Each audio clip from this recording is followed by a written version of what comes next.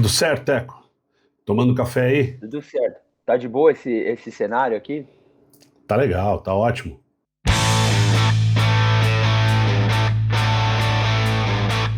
Gente, eu sou o Fuad Aboud e esse é o Rock Review Cast. Hoje eu conversei com o Teco Martins, vocalista e compositor da banda Rancor, e a gente mergulhou na história da banda, passando por cada fase, cada disco, entendendo como o som foi evoluindo ao longo dos anos e quais influências moldaram o caminho da banda. A conversa vai do começo até o momento atual, chegando no novo trabalho, que chega no dia 30 de abril de 2026. E no meio disso tudo, a gente também falou sobre a música em si, de onde elas vêm, das vivências, dos conflitos e das situações reais que acabam se transformando em música. Espero que vocês curtam esse papo, assim como eu curti fazer. Valeu! Pô, adoro o seu site, cara. Muito bom. Valeu, mano. Tô ouvindo direto. Eu achei muito legal que você falou do Dora, cara, porque realmente essa banda... O Dora me pegou mais que o Diesel, velho. O Diesel é foda. Depois que eu descobri o Diesel, entendeu? E a gente teve uma época que a gente ficou fascinado por o Dora. A gente teve uma fase do Rancor que a gente ouvia muito Dora de verdade, assim, era um disco que, puta, referência. Aí eles voltaram, né? Porra, aquela Breathing Life, né? Que aquilo, velho.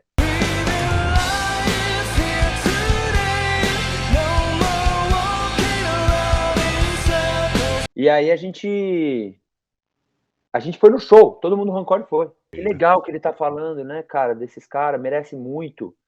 Valeu. Aí comentei, aí comecei a seguir e, porra, seu trabalho é foda. Foi o vídeo que teve mais views, teve 250 mil views, cara. Foi o que chegou pra mim. E aí, às vezes, tipo, eu falei, caralho, o cara tá falando de Dora, ninguém fala. Aí eu comentei, e aí isso é muito legal, mano. Esse tipo de pesquisa e valorizar, né, cara. Tem uma banda que na época, assim, dos primórdios do emo, né, era meio que o emo truzão, que é Polara, não sei se você já ouviu falar. Polara, sim. Teve um momento que mó galera curtia, mas... Dá pra entender um pouco da forma como vocês constroem som, cara. Porque esse gosto, né?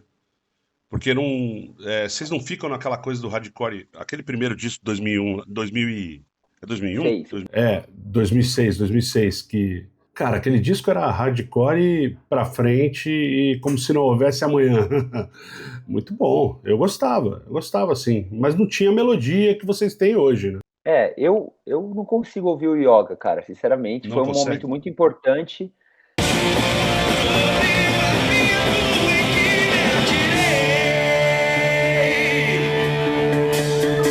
Mas naquela época, a gente só ouvia tupa. Tanto que tem uma música que ela chama o Yotúzio, que é tupá, e eu nem gostava dela. Eu e o Cabeleira, que era o guitarrista, a gente fez meio que porque o Candinho tá sempre mais à frente da gente, né? De som, que é o guitarrista que tá desde o começo comigo da escola. E ele que já começou a falar, pô, galera, existem outras coisas que não são tupa. Mas pra mim, pro Cabeleira, era assim, mano, não, a gente não quer, a gente só quer isso. Esse foi o nosso primeiro disco, foi o que fez eu larguei o emprego que eu tinha e falei, mano, vou apostar e vou viver meu sonho. E aí o Rancor entrou em turnê, a gente começou a tocar bastante. Então, 2006, 2007, cara, a gente começou a entrar no circuito hardcore com esse disco e abrir para as bandas, Street Bulldogs, Garage Fuzz, Sugarcane, enfim, bandas que enchiam shows na época, né? Começaram pô, essa banda existe, o Rancor existe. Mas aí também, quando a gente se jogou pra música e falou, mano, é isso, vamos com tudo, com unhas e dentes, a gente começou a estudar mais, né, no caso. E aí o Liberta tem um tupa. A gente já abriu o leque totalmente, né? Tanto que a galera que curtiu o Yoga Traz Cafeína, quando a gente lançou o Liberta, fechou a cara, assim. Preencher o vão que você deixou ao sair. O Liberta foi uma transformação na nossa vida, né? O Liberta a gente foi pro Nordeste, o clipe começou a tocar na MTV, aí realmente o Rafael Ramos da Deck Disc foi atrás da gente e a gente nem queria no começo, assim, o Liberta realmente abriu as portas. Vocês queriam ser uma banda independente mesmo, né? Cara, a gente tava sendo e tava legal, na real, né? Tava fluindo bem, né? Tanto que o Rafael Ramos, ele insistiu, ele acreditou muito na gente, e, tipo, ele insistiu, algumas reuniões, e eu fui o último a querer da banda mesmo, né? O Rafael, mesmo sendo tão profissional assim, ele tem uma veia alternativa underground, né, cara? Cara, e eu gosto muito dele. Ele é um Sim, cara que eu amo, de verdade, assim, ele é bacana. ele me ajudou muito, ele me ensinou muito, ele é um cara que eu tenho um carinho gigantesco para além do profissional, entende? Ele foi uma pessoa muito importante na minha vida, cara. Uhum. E mas assim, eu fui o último do Rancor a querer. Teve até uma conversa que eu tive com meus pais, né? Porque o contrato da DEC chegou e aí eu fui querendo mudar um monte de cláusula que eu não topava. Nunca Legal. passei por isso, um cara tão chato, tá ligado? Mas ele foi insistindo. Aí teve até uma conversa que a banda queria. Uhum. Aí minha família, eu falei, pô, cheguei com meus pais, né? Eu já tinha saído da casa dos meus pais, mas tive essa conversa. Às vezes a gente tem essa intimidade com os pais, né? Falar, meu, o que que eu faço, tá ligado? Aí meus pais falaram, não, faz. E aí a gente entrou na DEC e lançamos o Seiva. E aí o Seiva foi realmente, mano, pô, eu acho que das 12 músicas, 6 foram o primeiro lugar do Top 10 MTV. Em homenagem a tudo que passamos, dizer! Cara, fala das influências do Seiva, porque eu sinto muito o cordel do Fogo Encantado, uma coisa meio Nação Zumbi, meio Alceu Valença, na época do começo ali, dos primórdios, né? Cara, o que aconteceu foi o seguinte, na verdade, já no Liberta, eu tive um encontro com a Ayahuasca, né, com o Santo Daime, com a coisa de ir pra floresta e ver essa imensidão da poesia brasileira, né, cara? Foi, foi uma imersão na minha vida. E aí, o que que eu comecei a fazer? Como os meninos só ouviam bandas estrangeiras, eu comecei, apesar de gostar, a não ouvir. Eu falei, mano, eu não vou ouvir nada estrangeiro, por mais que eu goste, eu só vou ouvir coisa em português ou extremamente exótica, tipo música muçulmana, música chinesa. Nossa, Pra quê? genial, Pra genial. para eu me nutrir, para eu me nutrir de influências totalmente diferentes das deles, né? Então, aí o Liberta, eu tava já nessa onda, né? Mesmo que você falou o Alceu Valença, principalmente a primeira parte da carreira do Alceu Valença, o Jorge Benjor, eu ouvi bastante, o Mestre Irineu, né? Muita coisa de capoeira.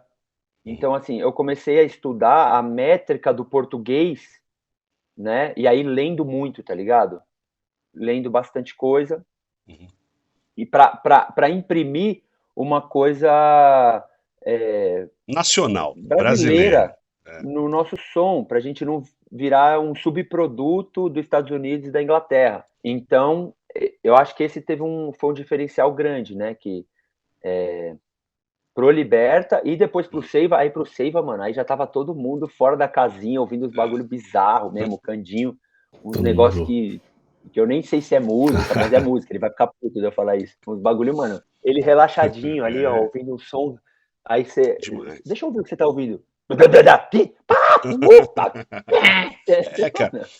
É porque eu sinto isso em vocês. Vocês não ficam num lugar comum. Vocês estão sempre buscando algo diferente para colocar no som, né? A jeito livre. Por exemplo, você tá no refrão, numa nota ali fixa, de repente vem uma nota torta que faz a gente gostar mais do som, né? Quando fica só na mesma coisa, a gente vai ouvir o original, né, cara? A cópia eu vou ver uma banda cover, né? Eu quero ver a origem, né? E vocês, eu acho que tentam isso. Cara, a gente se preocupa muito com isso. Isso é uma conversa permanente no Rancor, né? Da gente sempre buscar fazer algo que só vai ter ali, Uhum. né? Então, mesmo a gente cresceu nessa cena hardcore, e a gente é bem presente nessa cena e a gente ama, a gente veio desse lugar. Mas muito pra galera da hardcore, a gente é meio indie, tá ligado?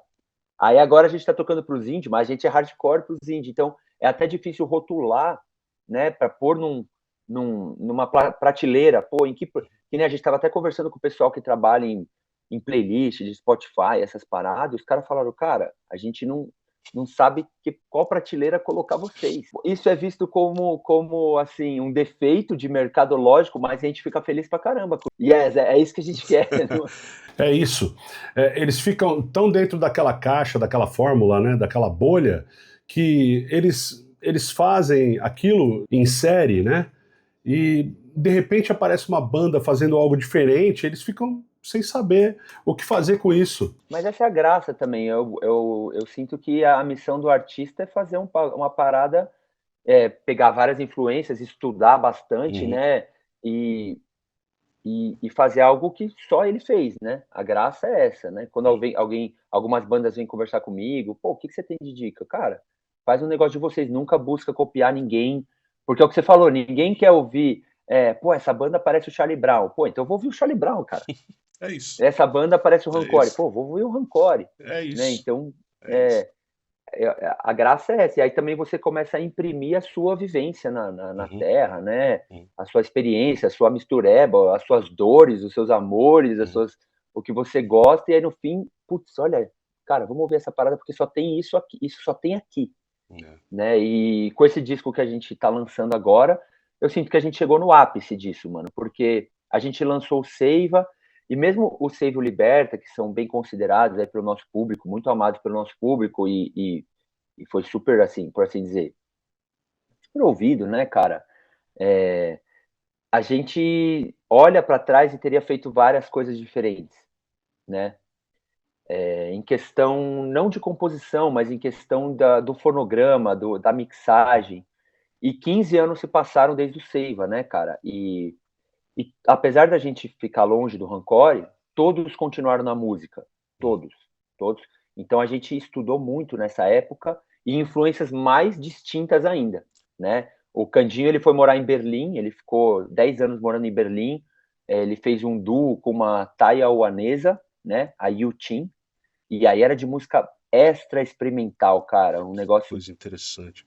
bizarro demais, que eu nem sei como explicar, e você tem que chamar ele vai te explicar os nomes lá. Mas conversa. enfim, eles fizeram um turnê na Ásia, fizeram um turnê na Europa, né? Tocaram no Japão, cara, muito louco. O Candinho, ele foi para um lado muito diferente do Rancore. Do outro lado, o Gulão, o outro guitarrista, foi para música eletrônica, né? Mas não é música eletrônica tipo Psytrance, é uns negócios mais calmos, assim. É lounge, um team lounge. Lounge, e cara, bombou, o projeto dele é super ouvido no Spotify, tem bem mais ouvinte que o Rancore, por sinal. E ele ficou nessa, tá ligado? E eu fui para esse caminho de música, de ritual xamânico, de ayahuasca, de música brasileira. O Ale foi ser batera do Supla, né? Ele ficou praticamente 10 anos tocando os punk rock do Supla.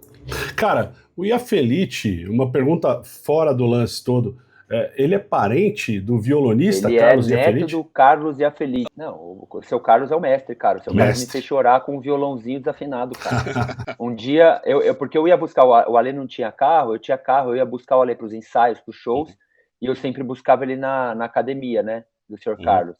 Aí um dia eu cheguei mais cedo, ele falou aqui, vem aqui que eu vou te mostrar um negocinho. Eu falei, beleza, do nada, não falou nada. Aí eu entrei lá na sala dele, ele fechou a porta, ele pegou o violão e ele tocou uma peça e eu comecei a chorar, cara. Eu falei, cara, não é nem só a erudição e a habilidade dele, era a emoção que ele imprimia na nota, um negócio que você sente vibrando. Ele era tão demais que aí um dia eu tinha uma namorada na época, e quando você namora alguém, você quer dividir o que há de melhor do mundo com essa pessoa, né? Aí eu falei, olha, eu tive uma experiência maravilhosa, você precisa ver esse homem tocando, não é normal. E aí eu fui lá com ela na academia, eu falei, ô senhor Carlos, será que o senhor podia tocar uma peça de violão para ela ver? Aí ele, não. O pai do Ale é o Henrique Iafelite, que é professor de batera, filho do seu Carlos, tá? Professor de batera. E o Ale é professor de batera desde que ele tem 15 anos. O Ale nem terminou o colegial, cara.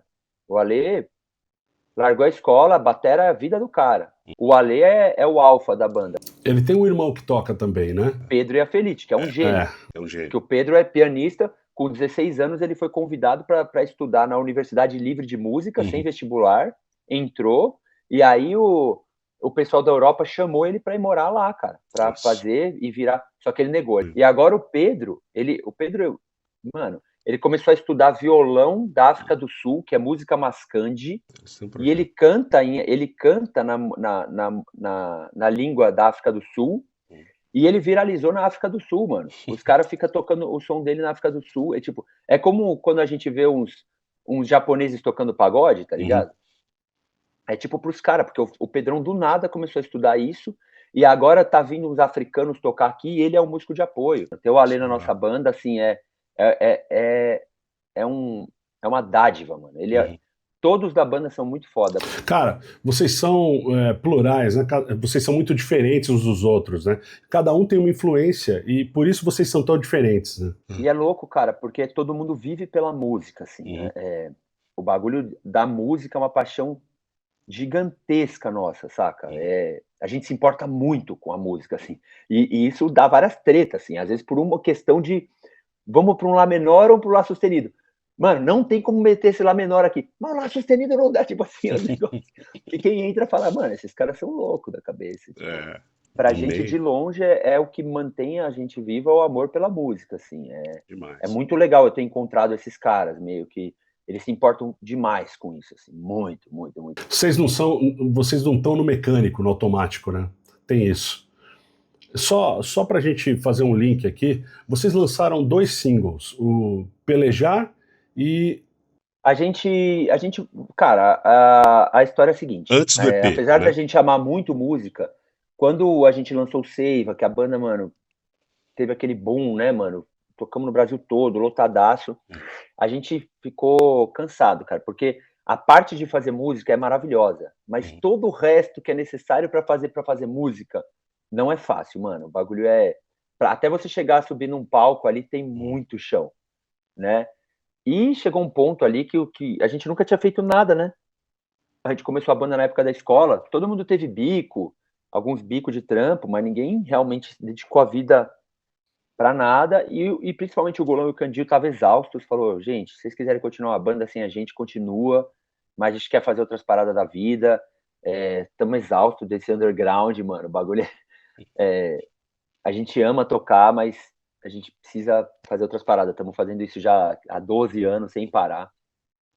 E aí, quando eles saíram, a gente, ao invés de substituir eles, a gente parou a banda, mano. Não, a banda real somos nós 5 e chega. Então vocês vão sair, vamos parar. Aí a gente fomos dar voltas no mundo e eu pensei que nunca mais o Rancor ia voltar. E do nada veio uma explosão da gente. Eu fui chamado para tocar um acústico do Rancor num show. E aí eu achei que seria simpático chamar algum membro. Fui chamando um a um. Os 4 toparam, inclusive o Candinho, que estava na Alemanha, falou: vou. E aí desse show eu liguei pro cara do Oxigênio Festival. Ele já colocou a gente para ser headliner das 2 datas do Oxigênio.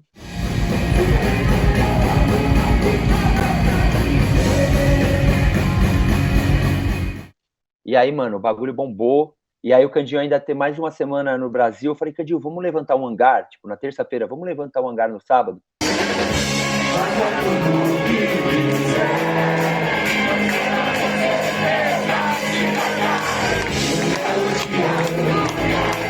E aí foi o sold out mais rápido da história do hangar, e a gente levantou uma data extra, e, mano, o bagulho ia ser mais rápido ainda, mas caiu o site. Então foi assim, um bagulho que a gente não esperava, tá ligado? Caramba, pra mim, o pessoal nem lembrava de Rancor, mano, sendo bem sincero. Eu tava 10 anos no meio do mato lá, plantando comida. Eu falei, mano, ninguém tá nem aí mais, ninguém nem lembra que a gente existia. E aí a gente falou, pô, vamos fazer uma tour ano que vem. Mas só 7 shows, porque eu tô com meus filhos, eu tô com a minha agrofloresta. Aí o Lollapalooza chamou a gente, iam ser 7 shows, mano. No final das contas virou 35 shows. Tocamos no Allianz Parque.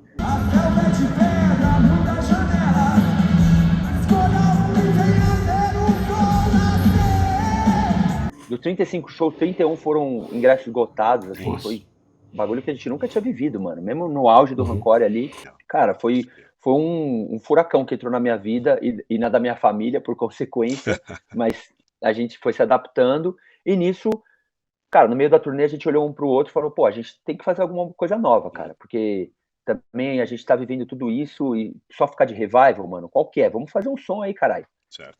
Vamos arregaçar as mangas e ver no que dá. E aí saíram essas 2 músicas, que foi Pelejar e Quando Você Vem, que a gente lançou em 2024.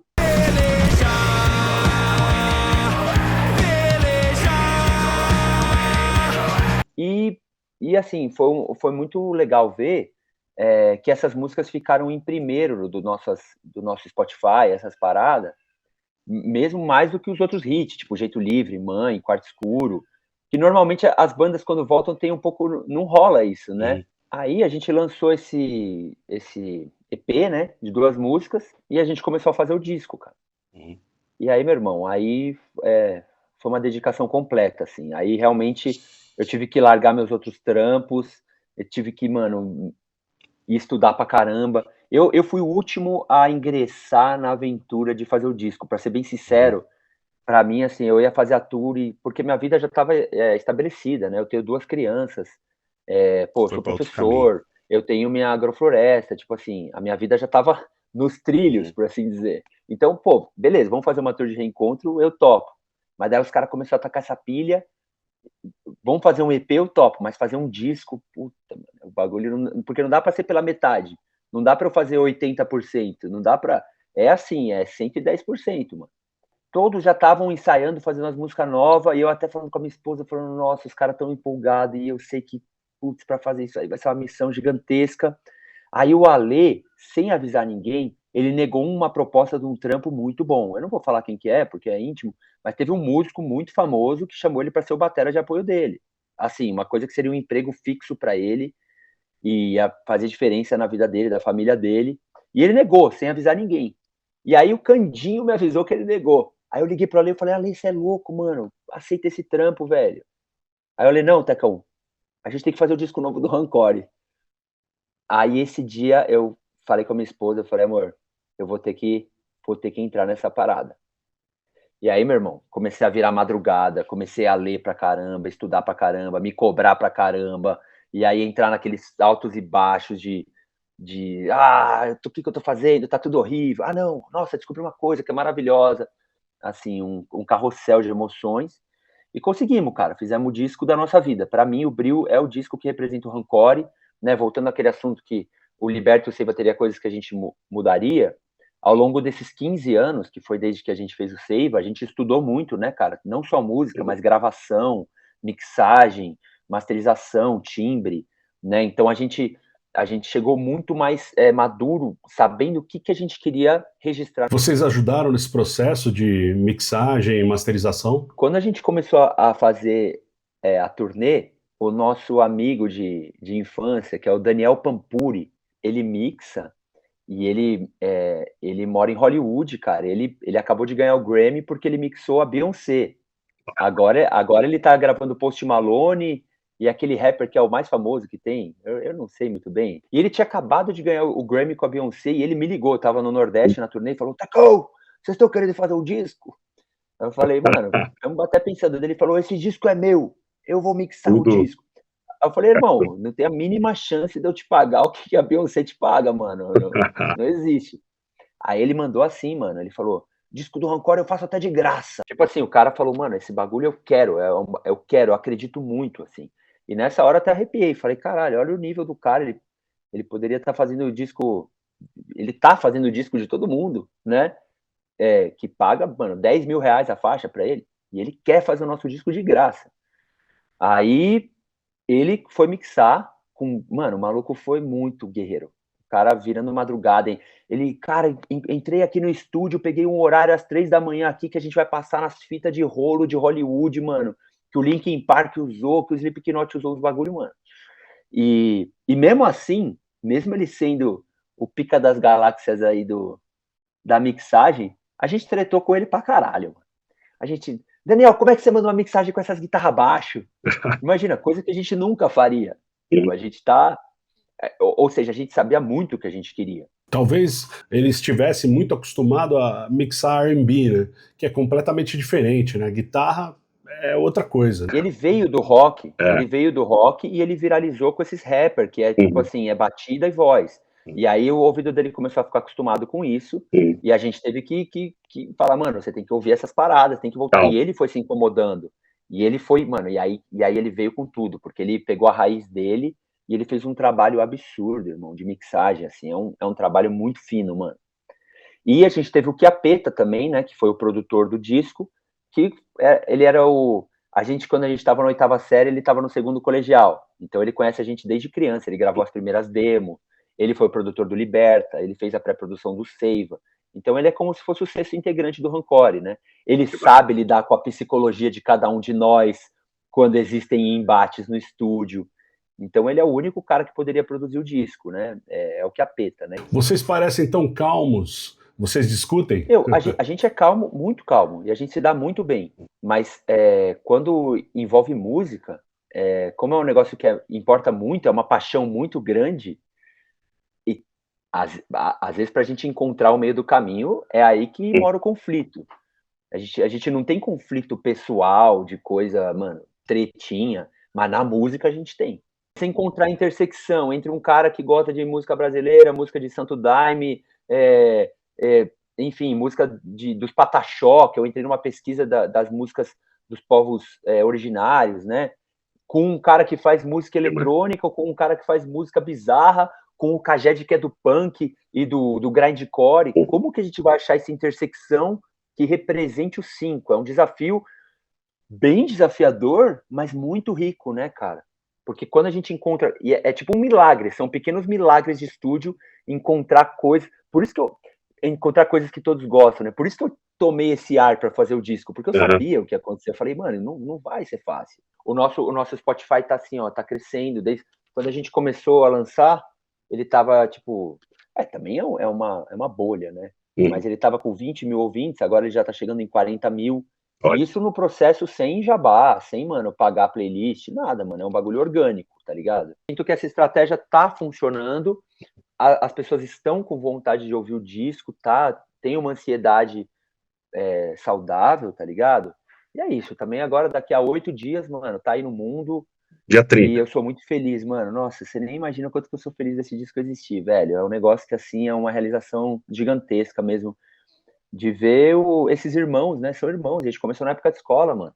Então a história do Rancore é muito verdadeira, velho. Quantos vocalistas, quando o guitarrista saiu, acabou a banda, mano? Se eu fosse pensar só em marketing, pô, é até melhor. Saiu 2 sócios, a banda tá no auge, bota um cara, um músico contratado aí, velho, pau no gato, lança um single por ano e segue o jogo, tá ligado? A galera tatuou nosso símbolo, né, mano? O nosso público, a gente não tem um público assim gigantesco, Luan Santana, mas o nosso público é muito fiel, muito leal. Eles acreditam muito em nós, mano. Tem uns caras com tatuagem aqui, ó, velho. Tatuagem aqui, mano. Tem os caras, uns 5 que tem as costas fechadas. Então, assim... Tem que respeitar, né? Existe uma responsabilidade, não de... eu tenho que fazer um som pra agradar eles. A gente nunca pensa nisso. Mas, tipo, eu tenho que ser sincero. Eu tenho que ser verdadeiro. Quando eu subir nesse palco, o bagulho tem que ser de verdade. É isso. Mesmo que seja uma música que eles acham uma bosta. Eles não esperam que vocês façam o que eles esperam, né? Eles esperam que vocês surpreendam eles. Porque o seu público é diferente desse público que está acostumado à mesmice. Vocês estão sempre se reinventando. O pessoal bem cabeça aberta, viu, mano? E tem de tudo, cara. Isso é uma coisa que eu fico bem feliz do público do Rancore, assim, mano. Tem da galera rica, tem galera, mano... da quebrada mesmo, tem preto, tem branco, tem ateu, tem evangélico. Tem uma música que vocês falam isso na letra, né? Que tem ateu, tem... Qual música que é? O disco novo é uma música que chama Sexo Selvagem, e eu fiz essa letra depois do show do Cinejoia, que a gente deu 2 sold out no Cinejoia lá, e aí eu fiquei emocionado, falei, caralho, 2 sold out no Cinejoia, né? Que louco. Mas eu fui mais forte, acabei superando. O meu corte virou cicatriz. E foi mó bonito o show. E a gente fez 2 dias seguidos, né? E aí, no dia seguinte, eu tava andando de busão, que eu fui fazer uma missão no centro. Aí eu peguei o busão, tava com a pré do disco. E aí eu comecei a falar, mano, o que é um show do Rancore, né? Aí eu comecei, bêbados e sóbrios, crentes e ateus, o joio e o trigo, o bem, o bom e os maus, juntos na pista de dança do vácuo cósmico, porque daí eu tava estudando física quântica, aí eu comecei a misturar com física quântica, porque o show é meio que são ondas sonoras que vai misturando a galera, aí o Sexo Selvagem eu tô descrevendo a minha visão do show do Rancore, que o bagulho é um sexo selvagem, é um amor, mas é um amor meio ríspido, né, a galera se bate, mas tá todo mundo se abraçando, tem uma troca de perdigotos. Essa música é muito sobre o show do Rancore, cara. Olha, tô até revelando um segredo pra você, que eu não ia revelar, mas... Cara, só uma pergunta de músico, tá? Tem uma música que chama Valsa A Valsa do A Imprevisível. Valsa do Imprevisível. Ela é imprevisível mesmo, porque ela é em 4x4 e valsa geralmente é 3x4. O coisa de valsa não seria nem por causa do ritmo dela, é mais porque nessa época já foi um pouco mais para frente na feitura do disco, né? Uhum. E nessa época eu estava estudando muito tal, né? E o Wu Wei, né? Que é a ação pela não ação, né? A vida nos arrasta como um rio, que assim você consegue ter um controle até certo ponto. E também brincando com essa coisa de passado, presente e futuro, né? Perambulei, perambulo, perambularei, hoje é o amanhã de ontem. E aí, enfim, e mexendo com coisa da paternidade, porque o meu filho, toda hora ele fala, papai, brinca comigo. E aí, então, numa tarde de outono qualquer, você quer brincar comigo. E aí eu tava ouvindo Strauss, que é uma valsa, e dançando com a minha filha, que é Nenezinho. Então essa música, ela vem desse estudo do tal, né, de você não ter tanto controle, porque o pai, mano, é desesperador. A coisa que você mais ama tá fora de você e totalmente fora do seu controle. Você consegue ir até certo ponto. Genial. Então eu tava mexendo com essa coisa desse estudo do tal, com a paternidade e dançando, né? E é essa a história dessa música, da valsa do imprevisível, porque você cria uma criança, você dá toda a sua vida, você dá tudo que você tem, mas é totalmente imprevisível o que vai acontecer, né, mano? Cara, pra finalizar, tem uma lá que eu não sabia que você tinha filhos, eu não sabia da sua vida pessoal, mas tem uma música, A Nascente. A Nascente. A Nascente, ela tem alguma coisa a ver com isso? Tem. A Nascente, a minha filha minha filha tem 1 ano e meio, tá? Ela estava dentro da barriga da Amanda, e eu estava com a pré desse som, e a gente foi no ultrassom, né? E aí no ultrassom coloca o microfoninho na barriga para ouvir o coração se está tudo bem, né? E aí meu filho foi no ultrassom, foi a primeira vez que a gente levou ele, e a gente estava no consultório lá, e aí o microfone começou a tocar o coração da irmã dele, né? Tum, tum, tum, tum, tum, tum. E aí ele levantou da cadeira e ele começou a dançar de forma espontânea, como se fosse um bumbo de uma bateria, né? Ele dançando feliz, ouvindo o bumbo da bateria da irmã dele. Que cena é essa? Tipo, o menino super puro, uma criança de 5 anos, não, 4 anos no caso, dançando, ouvindo o coração da irmã dele. Ele é um baita irmão, ele ama a irmã dele, é louco pela irmã dele. Ele adivinhou o dia que ela ia nascer, tá ligado? Olha que legal. E então eu ouvi seu coração bater, pulsei no seu ritmo, né? E dancei pela madrugada até a aurora raiar, porque a minha filha chama Aurora. E aí eu fiz um paralelo com essa questão da paternidade, da gente estar vivendo um mundo tão violento, tão caótico, né? E eu não posso esmorecer, né, irmão? Eu tenho 2 crianças para criar. Então, assim, bombas explodem, mares engolem cidades, profetas do apocalipse se multiplicam. Mas eu ouvi seu coração bater. Tipo assim, apesar de todos esses desafios, cara, eu ouvi seu coração bater, mano. Eu tenho que ter esperança na vida. Eu tenho esperança na vida. E tem muitas camadas, né? Eu busco fazer as letras com camadas de entendimento, assim. Então, se você vai cavando, você vai vendo mais coisas novas, né? Que nem, por mais que eu esteja explicando a poesia aqui de Sexo Selvagem, e assim, existe possibilidades de interpretação, né? A pessoa pode adaptar para outra coisa. Eu busco não ser totalmente direto e reto no que eu tô falando, porque às vezes o cara não é pai, ele não sente isso, ele não quer ser pai, e tá tudo bem, tipo, isso é uma escolha pessoal. Claro. Às vezes nem é questão de escolha também, mas aquilo pode tocar ele, porque às vezes ele não precisa ser pai para amar alguém e acreditar na vida pelo amor que ele sente por alguém. Filha, eu acredito na vida por causa de você, minha filha. Eu tô falando, eu ouvi o seu coração bater. E isso não precisa necessariamente ser um filho, pode ser uma avó, pode ser um amigo, pode ser um pai, pode ser, mano, um cachorro, pode ser um coração batendo que te faz acreditar na vida, apesar de todas coisas sombrias que existem, né? Então, eu sinto que a graça da poesia é essa, é você ter camadas, e a pessoa, cada vez que lê, ou em cada fase da vida que ela lê, ela vai captar coisas novas, coisas diferentes, cara. Então, por isso que eu falei, né, voltando pro começo da entrevista, para quem viu até agora, que eu respirei fundo para entrar no disco do Rancor, assim, tipo, beleza, vamos lá fazer essa parada, porque eu sabia que isso ia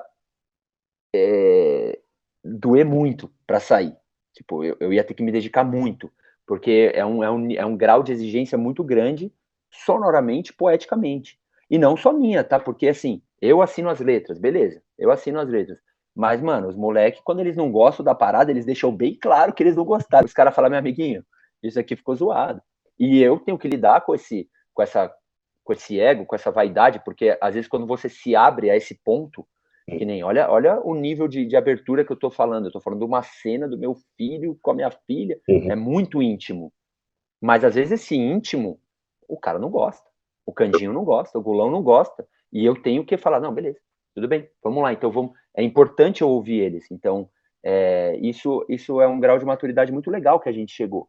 Né? Porque para nós a música é a nossa vida, é o que a gente dedicou a nossa vida a fazer. Então é algo muito importante e muito íntimo, muito verdadeiro, mas existe a possibilidade daquele cara que é muito diferente de você não gostar e ele pode te falar dentro da banda isso. Se fosse um projeto solo, não, mano. Quem manda aqui sou eu.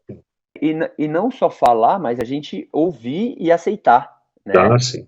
É doloroso esse processo, vem com a maturidade. Mas é importante. E dentro do Rancor, assim, é uma coisa muito interessante, porque eu dou mais as caras. Tipo, eu dou entrevista, eu faço a parte de rede social, o pessoal é um pouco mais introspectivo, assim. Eles não gostam tanto. Então, muitas vezes as pessoas que estão do lado de fora do Rancor acham que o Teco Martins é o líder da banda, sabe essa coisa? E, mano, dentro da banda isso não existe, velho.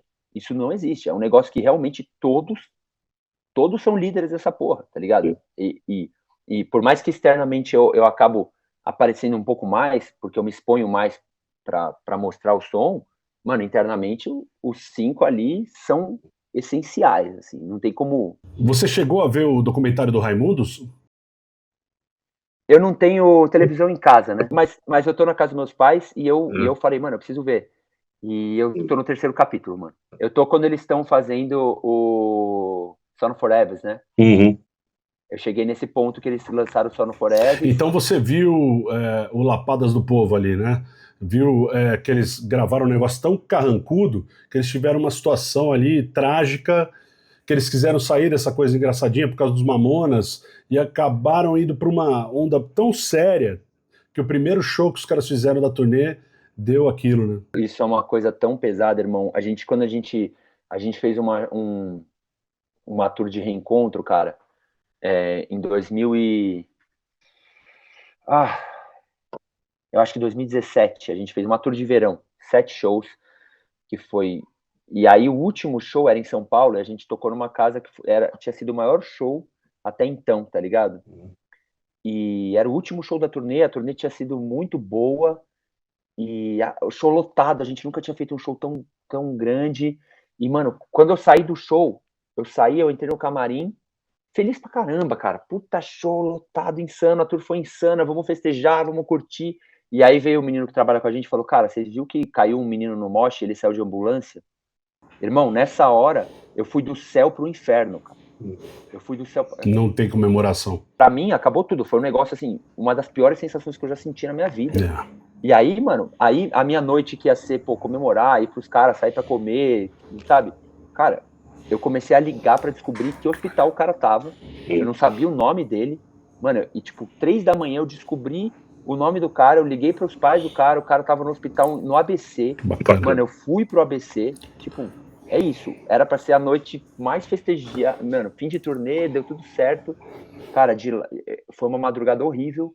Eu fui pro hospital, mano, eu acordei lá com ele, e é o Renan. Depois o cara ficou meu amigo. Renan, claro, hoje ele é pai.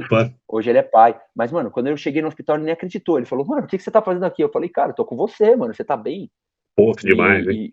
E foi angustiante, é o Renan, mano, ele é papai, ficou meu amigo, fiquei amigo da família dele. Mas assim, por um lado, é o que eles falam, por um lado a gente não teve culpa, foi fatalidade, os caras que organizaram o show, mas por outro eles estão aqui por nossa causa.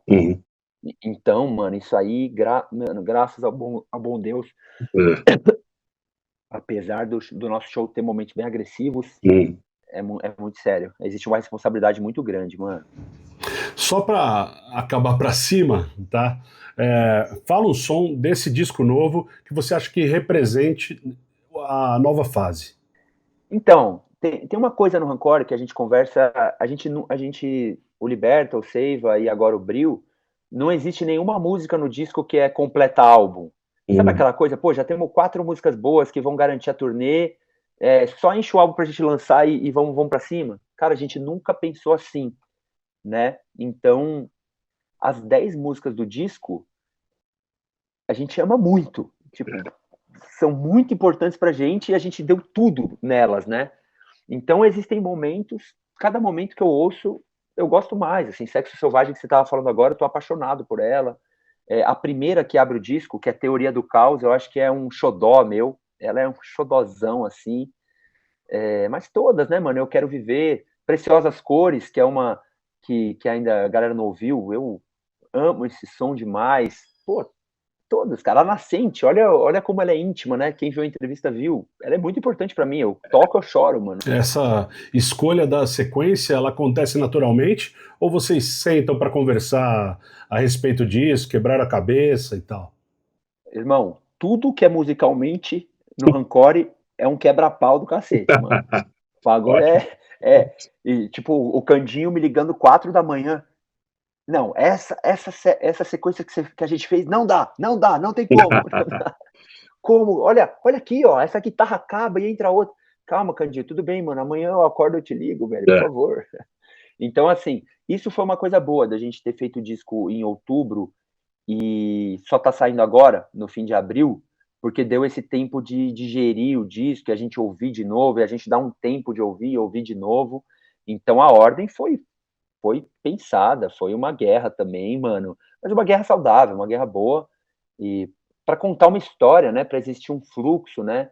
Então você vê que são músicas que têm uma unidade, mas que são bem variadas, né? Existe uma variação de rítmica muito grande. Então, para fluir bem o disco e não virar cansativo, existiu ali uma equipe pensando 24 horas por dia nisso aí. Muito legal. Cara, obrigado pelo papo e por ter perdido um pouco do seu tempo aí com a gente. Eu adorei conhecer você. Você é um cara de luz, um cara do bem. E tamo junto. O que precisar, pode contar com a gente, tá? Pô, eu quero que você vá no nosso show, cara. A gente vai tocar. Dia 1 de maio a gente toca no Tendal da Lapa de graça. Eu acabei de descobrir isso. A gente nem divulgou ainda. 30 de abril e dia 1 de maio a gente toca lá. Dia 17 de maio a gente toca no Carioca Club. Você é de São Paulo, né? Sou de São Paulo. E vai lá com a gente, cara. Vai lá que eu quero que você converse com o Ale, mano. O Ale vai amar essa Não, vamos história pegar, aí vamos pegar. Vamos pegar os depoimentos lá. O Ale vai amar essa história com o seu Carlos, né, mano? Achei muito legal você citar o seu Carlos, porque ele é um cara, assim, ele é uma referência gigantesca dentro da banda, né? Eu ia buscar o Ale lá, a gente às vezes se encontrava na academia e tava sempre o seu Carlos lá, aquela figura emblemática, né? E o que ele fez na música é surreal, né? Genial. Genial, genial. Teatro Municipal lotado sem microfone, só ele e um violão de nylon. O presidente do Brasil, eu não sei se era o Juscelino Kubitschek, era o presidente do Brasil, tinha uma carta lá na academia, você lembra? Mano, ele era presidente do Brasil, ele fez uma carta formal pedindo pro seu Carlos ser professor de violão dele, e ele negou. Não, você não. Uma história muito louca do seu Carlos, que ele fez umas peças na ditadura, umas peças subversivas, e aí ele entrou num avião e ele ia desaparecer no meio do mar, e quando ele tava no avião, o presidente ligou e falou, mano, ele não, volta pra cá. Mano, umas histórias assim que você fala, caramba, cara, que é isso? Ele ficou no olho do furacão, ele era um gênio da época, né? Então os caras passavam por cima de algumas coisas para mantê-lo vivo e tocando, né? Não, e a família dele tudo, tipo, os netos são maestros, todo mundo é músico lá, todo mundo. O Pedro é o pianista que toca com os africanos, violão. O Ale, um dos melhores bateras de rock do Brasil, mano. E o primo do Ale tá na Europa regendo orquestra. Mano, é sinistro, velho. Você que tá ouvindo aí, vai procurar Carlos e a Felice, é o vô do Ale. E vai procurar as peças clássicas deles. Tem, inclusive eu com o Pedro, e a gente fez o trabalho de subir, pegar os vinis dele, digitar. O Pedro é irmão do Ale. Olha. E aí eu tinha um amigo que trabalhava com isso, que inclusive faleceu. E aí eu fui lá, levei tudo, digitalizamos, e aí o Pedro fez o trabalho de subir para Spotify e tudo. Obrigado, irmão. Valeu, meu querido. Parabéns pelo trabalho. Tô acompanhando aqui, Rock Review. Parabéns mesmo, mano. Obrigado pelo espaço. Tamo junto. E te espero no show.